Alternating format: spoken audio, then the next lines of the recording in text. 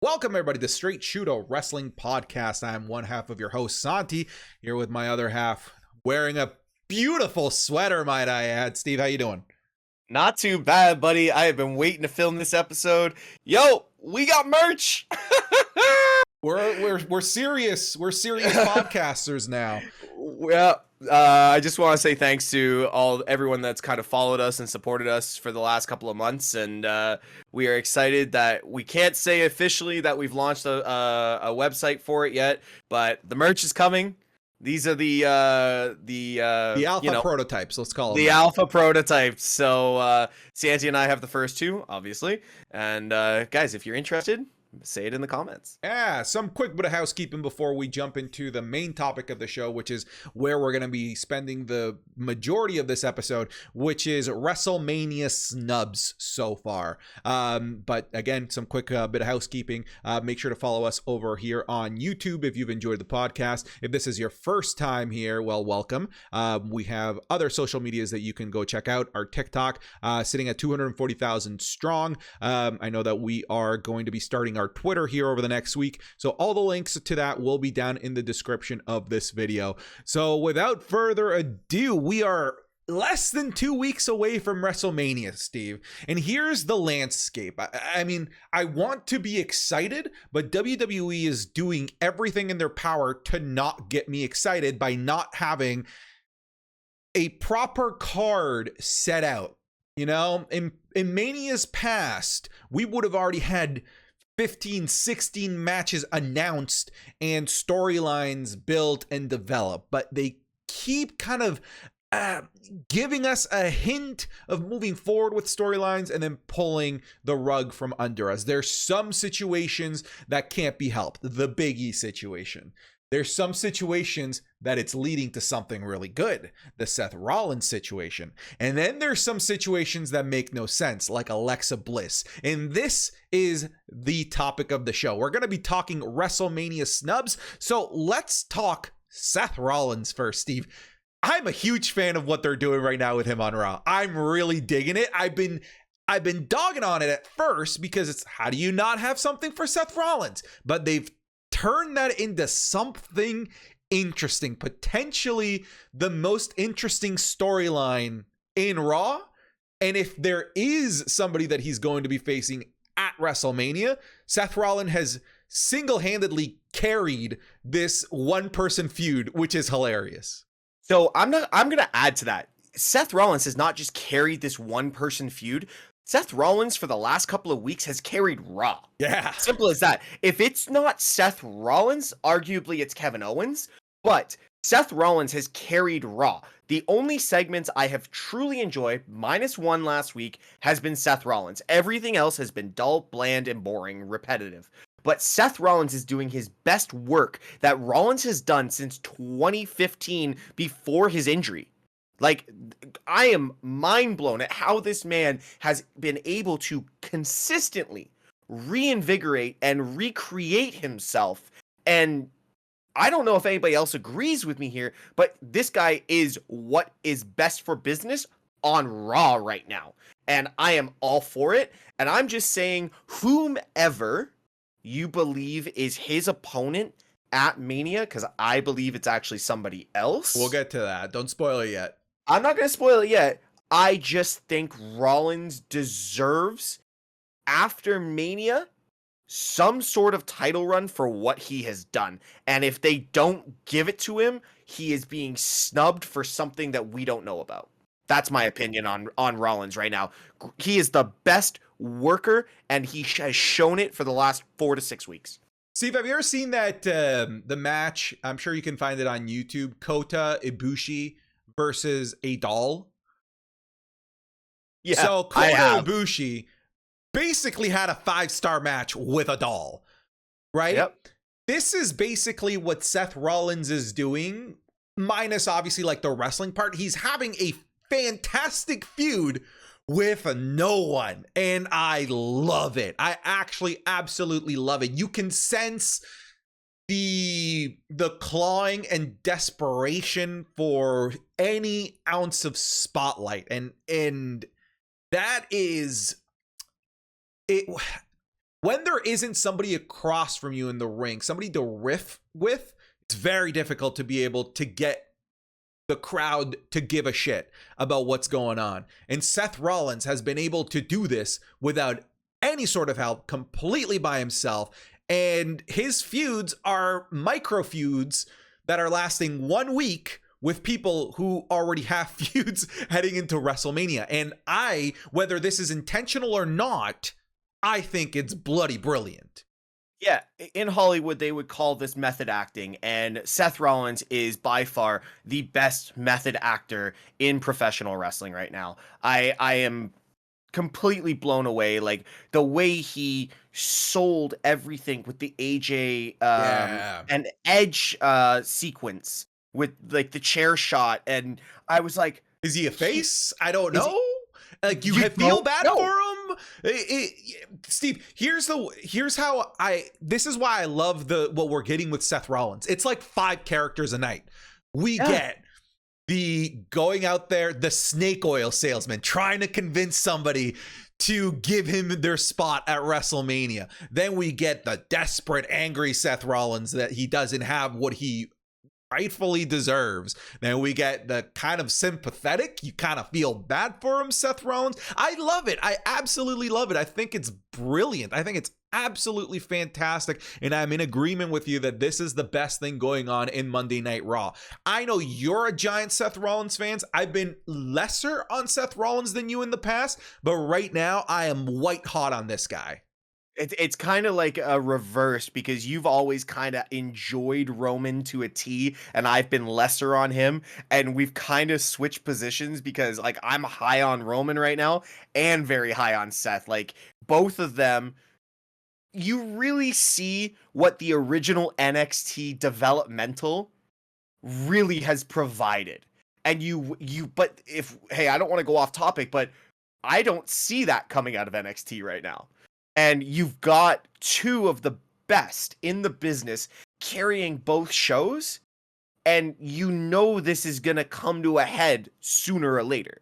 And if it wasn't for Rollins, AEW would be beating Raw mercilessly every week.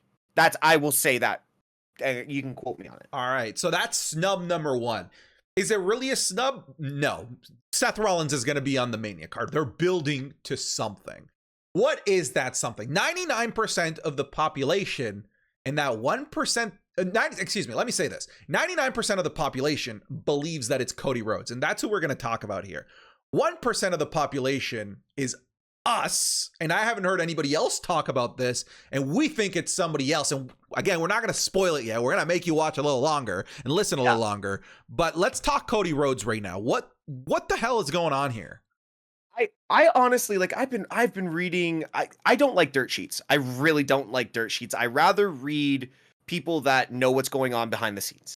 And if you want to call that a dirt sheet, sure, fine. But I don't believe people with truth and facts. Cody Rhodes has signed with WWE.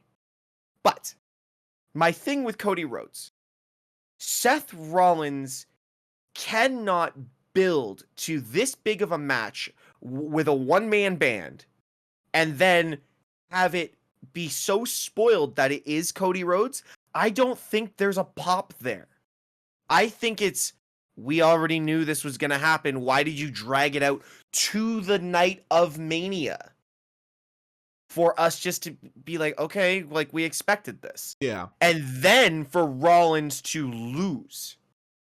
Because Cody's not going to come out and get buried first night. Cody's going to come out and win.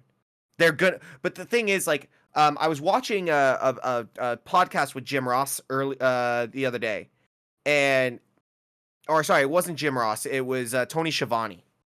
And they were saying that if Cody comes out and beats a megastar from WWE, it is solidifying that he was a massive star in AEW. That's exactly where I wanted to jump into this. Yes. Exactly. And Vince will not a chance die before he does that. Yeah.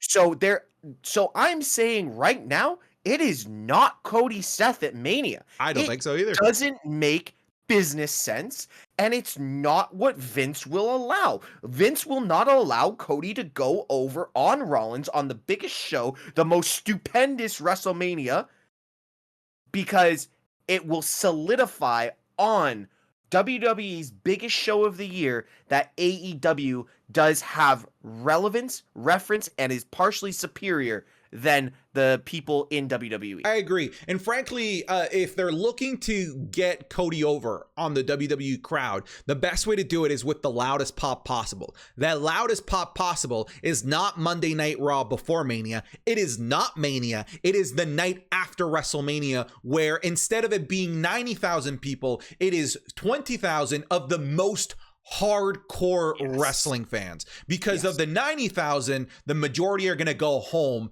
to go back to their lives on Monday night. The hardcore, the ones that traveled from across the country, across the ocean, they're the ones that are staying for Monday Night Raw. And that's who you want to showcase Cody in front of, because that is where the smart wrestling audience is going to give you that pop.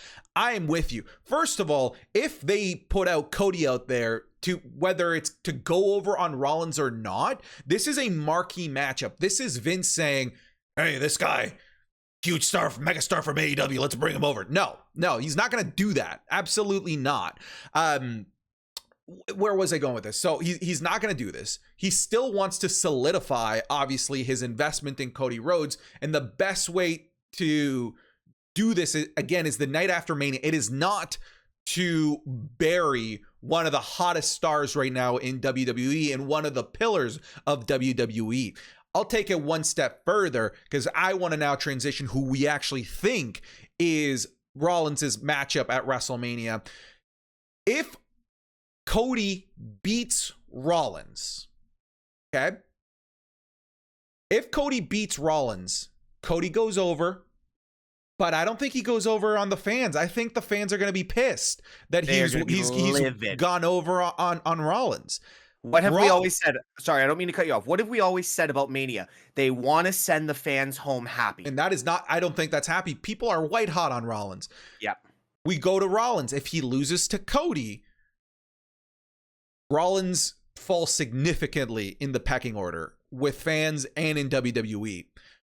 I still think Rollins loses at Mania, but there is one guy that he can lose to at WrestleMania where it doesn't impact Rollins at all. Steve, who do we think is Seth Rollins' mystery opponent that we will not find out about until WrestleMania? Rollins is going to come out. He's going to cut a 5-6 minute promo, and then all you're going to hear is John Cena. Dude, I am so convinced at this, because the debut of Cody Rhodes at WrestleMania, to me, genuinely does not make sense.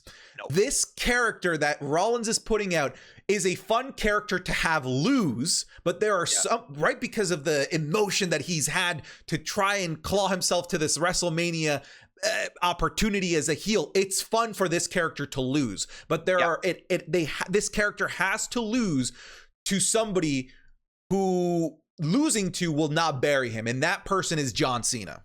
And it's also, they need a big pop. They've already got the cheapest pop in the business these days. Exactly. Like, John, remember how hot the pop was when Cena returned on Roman? That was the loudest reaction I have ever heard for Cena. Like, truly. Positive reaction. There's some negative ones that are pretty darn loud. Okay, I don't pop for Cena. I popped for Cena that night. And I thought that was perfect, because there was no rumors. They were able to keep it kayfabe, and that's one thing that the wrestling community, we know and we miss. Like, we were talking about the other day. Imagine if, like, Cody, there was no rumors of Cody and he just showed up on Raw with no internet. How amazing. You're like, it's like Razor and Scott, and it's like Scott Hall and Kevin Nash going to WCW. But we don't get that anymore. So the kayfabe pop, the Edge, the Cena, there was a little bit of rumor for Lesnar at SummerSlam, but either way, that pop was still true kayfabe pop. We need that at Mania, and Cody is not a true kayfabe pop. Cena is the kayfabe pop, and the crowd will mark out. And that's, That's the only thing that makes sense. And here's another thing. We've got Veer finally coming, apparently, on Monday night. That's a perfect way to introduce Cody, because we don't know who Veer's gonna face. You've built Veer like this. Give him someone with quality, and then they can go back and forth and have a build, have a storyline. Cody's signed for 3 years, $3 million a year. He can get a title run later. He's not going to get put into the title run, because that is now again pushing him into AEW has superior talent. They're not going to give Cody a title run. They're not going to put him against a marquee guy right away. No, it's not happening. And if it does, creative has lost their minds. Yeah, sorry. No, I'm with you. I think we are going to look like absolute brilliant wrestling minds when we hear those trumpets, because I genuinely believe that is the only person in the business that makes sense to have in this position. And what's fun about this is that it could go one of two different, like a bunch of different ways, and all situations lead to happy wrestling fans ear to ear. Let me paint these out for you. They have a banger of a match, which we know they can have. They can, yeah. It could be a Cena squash, and it adds to the Rollins character, and people would be happy because you're developing the character of Seth Rollins, that he can then take that momentum and run away with the rest of 2022. Don't believe me? Daniel Bryan, WrestleMania 28, when he lost in 11 seconds. You can get squashed and come out hotter than ever before. And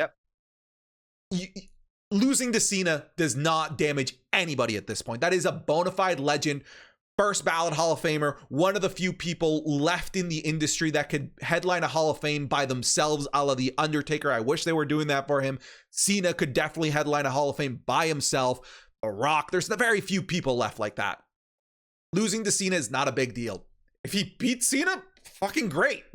Not like Cena's gonna get buried. He's going back to Hollywood. It's exactly like putting Cena out there is a win-win situation. Putting Rhodes out there, that is a genuine lose-lose for both guys involved, unfortunately. Absolutely. It'll be great for Cody that night, but I've seen this play out before. The rest of 2022 will be miserable for him if they put him over Rollins at WrestleMania. Yeah, because the fans will... wrestling fans are a lot smarter than people give us credit for. The ones that care about the business and care about the story and care about how the performers are treated, we understand that, those other fans that are just kind of those marquee fans that just want to, bash everyone, know that Cody's going to come out.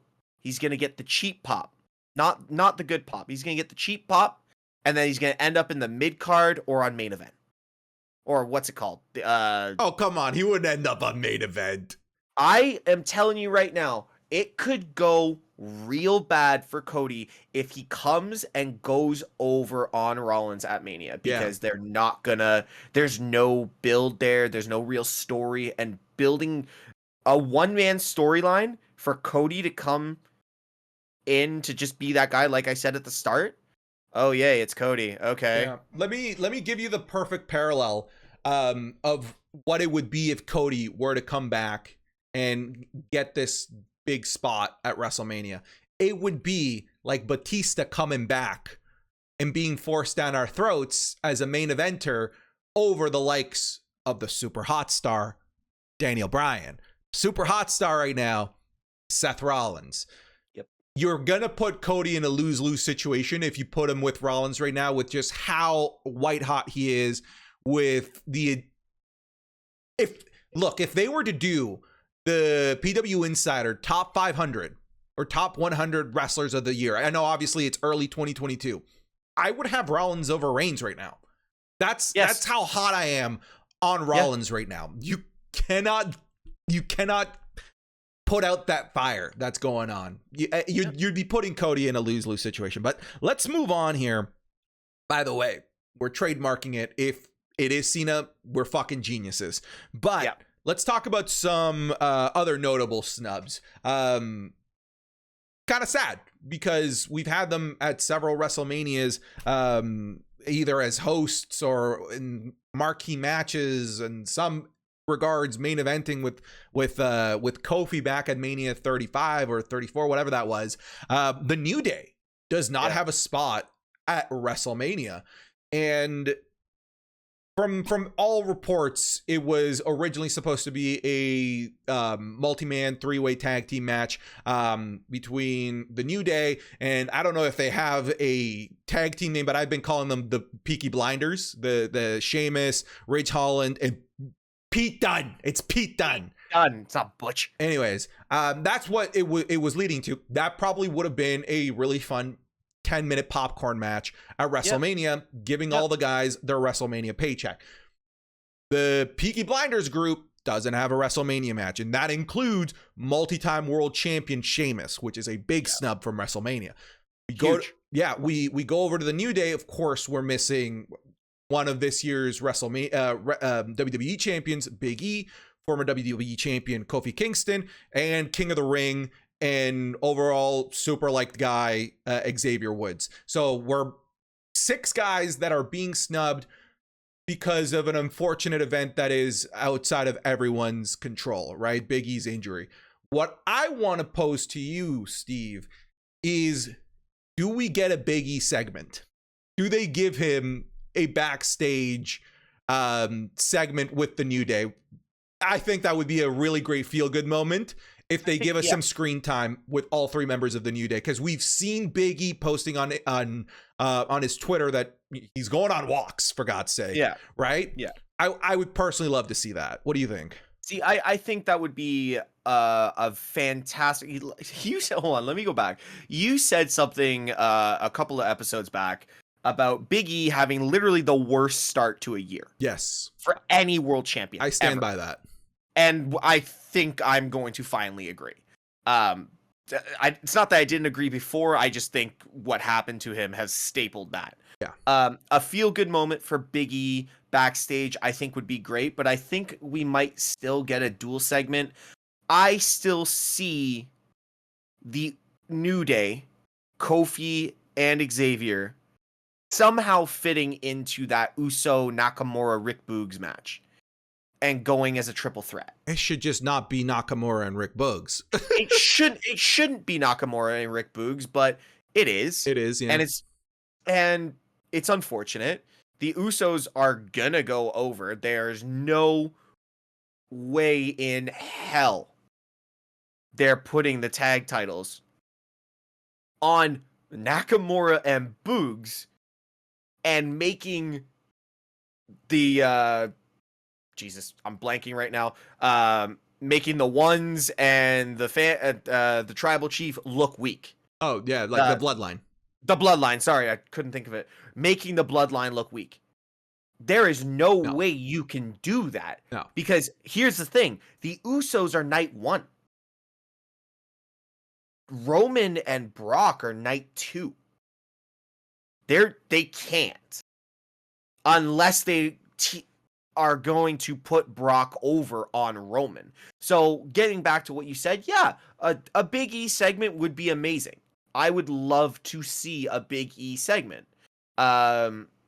Even if he's like in a host kind of role. Something. Or, put him with, I don't know, have Snoop Dogg there and Big E and Snoop Dogg hanging out in the back in a lounge. I'm down for that. Anything. I think everyone's down for that. But, yes, I agree. It's so unfortunate. I think this will be the first year in 5 years that we've not had the New Day on Mania.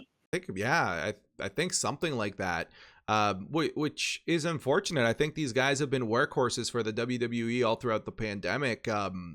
Never want to see any of these guys. And we're only talking New Day, but like I said, on the other side, there's a really huge marquee name in Sheamus, who is a tremendous draw for the European audience, right? And there's usually a very large Irish audience as well at WrestleMania and nights after WrestleMania. So not having Sheamus, like in terms of dollars coming in from overseas, kind of it also damages I guess the dollars coming in from the foreign market as well, which is a shame. And looking at the card right now and looking at all the storylines going on, I don't even see where they can build it in 10 days. Like we got Sheamus on SmackDown this Friday. If he's on SmackDown, I'm sure he will be. But I don't see a feud, I don't see a story, I don't see anything. What are they going to put Sheamus and those guys on the undercard? That's disrespect. Well, look what they've done to McIntyre. Yeah. A shit feud with Happy Corbin and Madcap. And Drew McIntyre literally carried the WWE for the men's division through the pandemic as champion. Like, I don't know what they're doing. It's hard. I would have preferred to see a Drew versus Sheamus feud somewhere, somehow. That would have been fun. I think that would have been a tremendous amount of fun. And they work together, and those guys brawl. Yeah. I love their feud from a few years ago. They literally beat the crap You know out what? of Do each you other. know the term I like to use? Big sweaty meat slapping. That's what they are, and it's glorious. Yeah, and they could have a good 9-12 minute match and go out and just beat the holy hell out of each other, and again send the crowd home happy with a feud that really nobody cares about, but still it would be an entertaining match. Absolutely. Now, let's shift gears here. Still sticking to the concept of WrestleMania snubs, but let's move over to the ladies division here for a little bit, and let's talk Alexa Bliss, because what the fuck? Why? I'm taking this one. Yeah, go for it, because I'm beyond confused as to why they even brought her back for Elimination Chamber. Okay, so Alexa Bliss has never missed Mania since she's debuted. Ever. WWE is hot on Alexa Bliss. They have always been hot on Alexa Bliss. Backstage, out front, what she does charity-wise, she went away for a couple of months because she had to have a nose surgery because she couldn't breathe. Okay? So Alexa Bliss is literally one of your marquee females behind Charlotte, Becky, Bianca, and Sasha. I'm not even going to include Ronda because she'll probably leave after Mania. So here's my thing. Alexa still has time on her contract, and she has the ability to carry an entire feud, like a quality feud. I don't care if you've got trippy, creepy, fiend Alexa, or they go back to Little Miss Bliss that, did the title like this. Like, everything Alexa has done has been gold for the company, and she's carried storylines. Why bring her back for a really good build? What was it, 6-8 weeks? Yeah. Of vignettes, and then have this awesome entrance, the swing in the chamber. She had a great little feud with Liv and Rhea, back and forth, and with Bianca. It gets eliminated in a very weird way, and then gone. Nothing about her. And then she's got these cryptic tweets about, I still love you guys on Twitter, and all this stuff, and it's like, what is going on with her contract? Like, is she still employed? There's nothing. So, this, honestly, with everyone we've talked about, and like me, like, I kind of really respect what they've done with the Divas division, or Divas Women's division, but Alexa not being at Mania is probably up there with me with potentially, like, the New Day not having anything. And it's level. Let me add to that, because I think that Alexa not being on the card is more disrespectful than what's going on with the New Day, because the New Day was building to be on the card, right? Yes. They're not on the card because of what happened with Big E. There seems to be, from the get-go, from the onset, zero intentions of having anything to do with Alexa Bliss at WrestleMania, and I find that, if I were her, incredibly disrespectful, considering she has, like you just went off on, what a fantastic worker she's been for so long, regardless of what character or feud or storyline they give her. So it's, I'm having a tough time connecting the dots as to why bring her back for a one-off at Elimination Chamber in Saudi Arabia and not have her for a significantly larger event like a WrestleMania, an event that's very light on talent right now, very light on the number of matches. Unless they plan on having a fucking Limp Bizkit concert every other match, I don't know how they fill out 2 days worth of WrestleMania matches here. And it's silly considering how much talent is sitting on the wayside. Now, I don't know if you have anything else to talk about when it comes to Alexa Bliss, but I wanted to make the transition to not just the disrespect to Alexa Bliss, but the disrespect to the tremendous amount of incredibly talented female superstars that are being tossed into this hodgepodge of a women's tag team title match. And we've got some super marquee names in there and up and comers in there that are just being, again, just tossed into this melting pot of, we have nothing for you, here you go. I mean, granted, we've seen this in the past with the Andre the Giant Memorial Battle Royal, but usually for the most part, that was all jobbers. At the very least, like beyond the very first edition of the Battle Royal, and the rest of the card was stacked with tons of men's matches. Here we have 2 women's matches, unless I'm missing one. Three women's matches: Bianca, Becky, Charlotte, Ronda, and this tag. So that's what I mean. So there's 2 women's tag team matches. There is no reason why you can't make more room and more spots for a triple threat match. If you want to here's how you make this bathroom break of a match interesting. Make it a ladder match. Everybody's been asking for an IC title ladder match. Shit. The women can have a banger ladder match if you let them, if you give them the time and the spots. But as it stands, the way you're treating this match is a complete afterthought. And if you're treating this match as a complete afterthought, you're treating the talent as a complete afterthought. Yeah, and you've got the likes of Sasha Banks and Naomi, 2 ex-world champions, and arguably Rhea as well. Oh, yeah, we got Rhea as well. Former world champion. Sorry, so 3 ex-world champions. You want to count NXT, you've got Shayna in there. You've got Shayna. You've also got Natalya, who has been arguably over the last decade the best women's worker. As much as like I snub Natalya, she's still a great worker. Yeah. And she's a great mentor to all these women.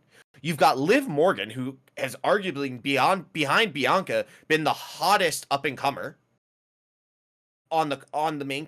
Why don't okay.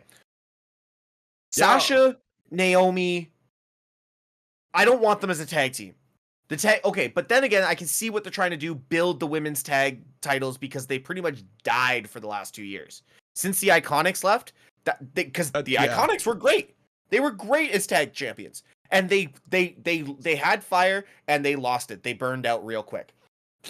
Zelina and Carmella, they're not going over in this. It's gonna be one of these 3 other teams. I'm gonna assume Sasha, Naomi. But the thing is, Sasha always turns on a partner and then goes back into the world title hunt, right? And Rhea and Liv should not be in a tag team because she's arguably behind Bianca and Becky, the next in line for a title shot. You are literally disrespecting everything that you have just creatively done over since last Mania for all these women. Yeah. You've just literally gone, okay, well, that script didn't work. Let's just throw them into this and see what happens. And it's so lazy too. Like, oh god, put them in a gauntlet match at least. Well, here's the thing: that's exactly what they did last year's WrestleMania with Night 1 having, I think, the women's gauntlet match that Ruby Riott and I'm sorry, what's her name again? Rhea? No, super hot. She's hot right now with the crowd. Liv Morgan, yeah. So they won the gauntlet match Night 1, and everyone was super hot on them, only to then lose to, I think it was like Tamina and Natalya on Night 2. So like they I don't like the idea of a gauntlet match, dude. I genuinely like the idea of a women's ladder match, dude. One step further. we make it the TLC. first ever women's TLC match at WrestleMania.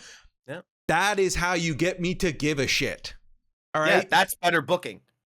We've been saying this for months. Guys, just hire us. We can help you book real good shit. Yeah, you want me to care about these useless titles for one night? Yo, let these women go through tables, go through ladders, and hit each other with chairs, and I'm in. Can I ask something? Why do we not have a women's mid-card title? We have enough talent. Yeah. We have enough talent. Like, it's working kind of in AEW with the TBS title.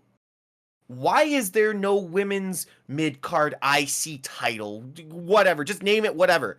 But instead of having this stupid 24/7 title that takes up way too much TV time, give us a mid-card women's title, and then you can have the likes of Rhea, Shayna, Natalya, Liv, Carmella, Zelina, like all those women. And even NXT stars that they're trying to bring up. Mandy being NXT world champion makes no sense to me. Mandy is a top star, and she could be on Raw or SmackDown. That's my opinion. She's got the look, she's got the ability, and she's vicious as all hell as a heel. Why is there no mid-card title? Yeah, I mean, that would create a lot of solutions, and I think in WWE's eyes, this women's tag team championship is their mid-card title. I think that in their eyes, that is the solution to be able to always have work for 4 women at a time, and I'm not a big fan of it. But let's move on here. I think that we beat that horse to death. There's some, let's talk very quickly about these 3 potential WrestleMania snubs, and we can rapid fire through them. First one that sticks out: Dolph Ziggler, who likely won't be on the WrestleMania card, but at the very least he's somewhere else. In a very fun feud over on NXT with Braun Breaker. I'm actually okay with him missing WrestleMania and help put over the likes of Braun Breaker at NXT Stand and Deliver. I think that's what the event is called. Stand and Deliver on the Friday night. Yeah, so we can consider that a WrestleMania snub. Multi-time world champion, Money in the Bank winner. Just super quick thoughts on this. What do you think? I think Braun goes over. They have I think a 4-star match because Braun's a great talent. Yeah. He's going to be the future, especially when Gable Stevenson debuts and that feud happens, which will be incredible. But Dolph is doing what Dolph needs to do to keep his career hot, and he's doing great things. And unfortunately, it's not going to be on the WrestleMania card, but at least he's not in the undercard. Yeah. My opinion. Yeah, I think there's a better spot for him in the card. I think this is more, just more on the line. I think more people will care about this than him being in some crappy tag team match like Shinsuke Nakamura and Rick Boogs. But yeah, I think we're in agreement there. Moving on. The next one, I think we'll get him on the card, just not on the card right now, 2 weeks out, and that's Finn Balor. Finn Balor. They are trying to make the mid-card titles relevant again. That's why they have put them on the likes of Ricochet and Finn Balor. 2 phenomenal workers, decently good names, and guys that can carry a title. Finn Balor, for me, still, I believe, should be higher up in the pecking order for a world title. But Finn Balor, not being the US champion, should have a match at Mania on the main card. Night 1, night 2, I don't care. He is a incredible talent. I would love to see him come out. Well, they can't build enough. They haven't built a storyline enough. It's probably going to be Priest again, but they haven't built enough of a storyline for it to be the Demon. Yeah, it's just going to be Finn, Damian Priest, and it's going to be, I don't know, man. Let me add to that. This Finn, Damian Priest. Here's how much WWE does not care about that being on the Mania card. There is a house show around the corner from us, and one of the matches is Finn Balor versus Damian Priest for the United States title. I will be at that show, and I believe it's actually the opening match. Yeah. of a house show with less than 5,000 people. Yeah. So if we're getting that as as an opener of a house show with less than 5,000 people, I highly doubt that that's going to be our match at WrestleMania. And it's that thought of like, that's the house show matches that we're getting that makes me concerned that we might genuinely not get Finn Balor on the card. I'm thinking that he will, and it probably will be Damian Priest. I think it'd be weird if that's the match that they're building to try and put on in front of nearly 90,000 people when, you know, the week before they're doing it in front of 5,000. I'm going to say this, and you can quote me on it. Finn Balor's not on WrestleMania. You see Prince Devitt debut in AEW by the end of the year, start of 2023. All right. That's my call. Put it in the books. Honestly, I would like WWE to give him his request of working over in NXT UK. Why not? That would be amazing. That'd be fun. Please. That'd be fun. They just never let him do it. Aside from that one-off match that he had there, which was fantastic and a fantastic pop, but I digress. Last person that I want to talk to, I mean, I originally had the IC title here. We already sort of talked about that with it being on Ricochet. Ladder match would be great for that. I agree with you. But shit, give us even the most basic of ladder matches that we've had in the past for the IC title have had more than a week and a half of a feud. Yeah, exactly. So it's man. This is where we start, like we were talking about at the start of the show. We're very light on matches. There's still a lot of talent that they could create interesting matches with, but I'll only care about the physicality of the match because a week and a half is not enough for me to be invested in the storyline in the feud. So I guess I'll be interested in the sports aspect, not so much the entertainment aspect of it, if we want to use the term sports entertainment. But major name potentially coming back to the WrestleMania card, originally one of the snubs, and not confirmed as of the time of this recording, but everything is pointing towards us getting Bobby Lashley returning for WrestleMania for a match, not a feud per se, a match with Omos. Whether that is a match that gets built on Monday night the week before Mania, which would be silly, or if it's Omos coming out to the ring demanding that somebody comes out and out we get Bobby Lashley, which I think probably I could see that happening. That makes more sense. And I think that does make more sense, and it's a good way to bring Lashley back into the fold. I don't know, but to me, even that sounds better for a Monday night after WrestleMania. Here's my thing with this. They are building Omos to be this big monster. I do really think he needs a valet, personally, because he can't cut a promo worth his life. Just like we saw on Monday Night Raw. It sounded like the Ultimate Warrior trying to cut a promo. Nothing made sense. Yeah. But Bobby Lashley coming back, I think, for this particular match, I think this ruins his value. Bobby Lashley is not supposed to be in a match with Omos.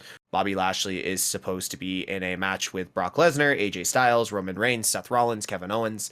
Guys of relevance. Omos has not been there long enough to be relevant for the likes of the Adonis that is Bobby Lashley. Now, that being said, Steve, depending on how it is, if they do have a match, I hope it's not a squash. The one that Omos going over makes the most sense based on what they're trying to do. That being said, we could be seeing a situation where WWE wants to put Omos with somebody that they can trust, somebody who is a good worker, someone who can make Omos look good. We had that with AJ Styles, and AJ Styles is being rewarded with a significant spot on the Mania card. Maybe we get this for Bobby Lashley moving forward, and he starts to get, it's his way to work himself back into some main event feuds, like we said, with the likes of Edge, AJ Styles, or Rollins, whatever it may be. So if it's that, if they just, they want this guy that pisses green because he's that green, the likes of Omos, and they just want him to work with a veteran, an industry veteran, that can make him look good and help him get over, I think I'm okay with that. Now, I so long as he's rewarded, so long as Bobby's rewarded. Give me a second. While you were talking, I was just thinking about something because I mentioned a valet. Could this be a swerve? Could this be Oh, I know where this is going. Bobby comes out with MVP and the match does happen and MVP turns and then goes with Omos. He's the young blood, the greener than green, helps cut the promo, and then they start a decent feud, kind of like the Roman Brock with Paul Heyman thing. That I'm interested in. Yeah, I'm definitely interested in that.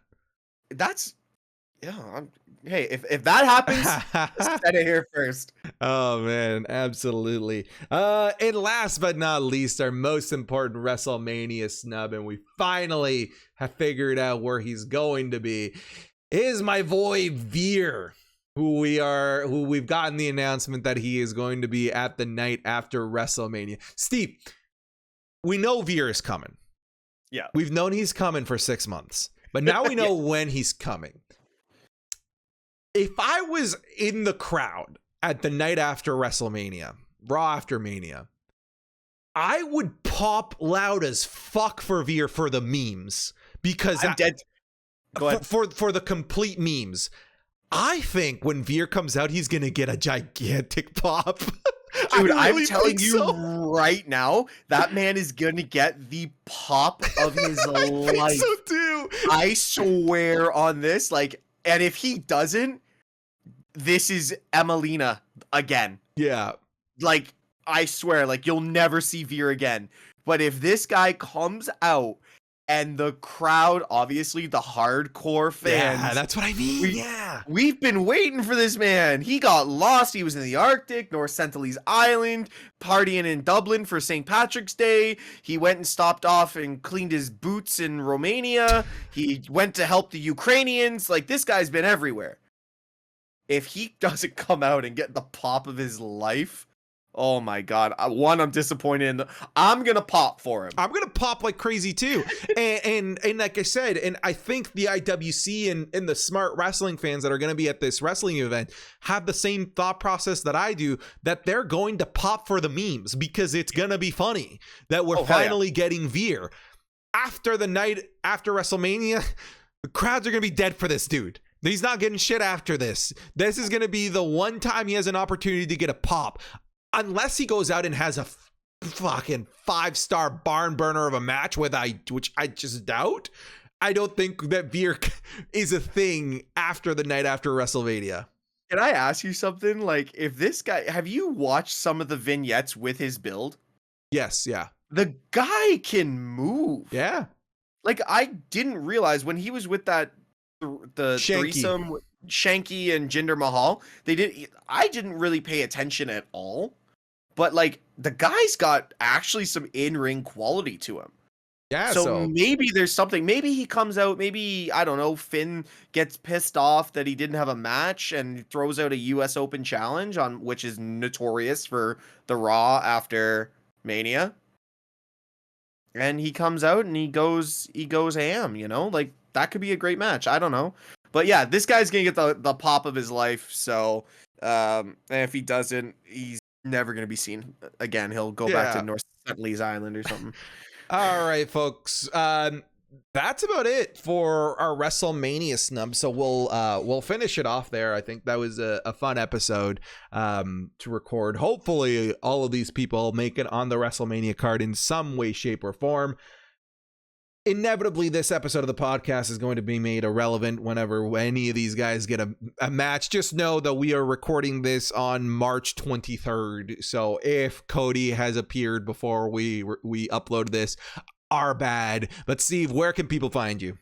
Guys, you can find me at twitch.tv/Mr. Tesh, and do not forget to go over to our Twitter and follow our Twitter. It is Straight Shoot PC.